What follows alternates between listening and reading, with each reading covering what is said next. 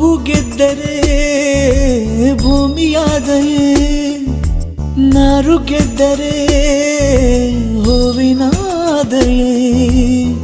ಮಗುವಿನ ದಯದೆ ತಂದೆ ಪದವಿ ದೋಚಿಕೊಂಡೆ ನಾನು. ನನ್ನ ಜೀವವೇ ಬೊಂಬೆಯಾಗಿದೆ, ನನ್ನ ಪ್ರೀತಿಯ ಚಿತ್ರವಾಗಿದೆ. ಮಾತಾಗಿದೆ, ಹಾಡಾಗಿದೆ, ಈ ಸೋಜಿಗ ನನ್ನ ಭೂಮಿ, ನನ್ನ ಪ್ರೀತಿ, ನನ್ನ ಬಾಳು, ಬಾಳ ತುಂಬ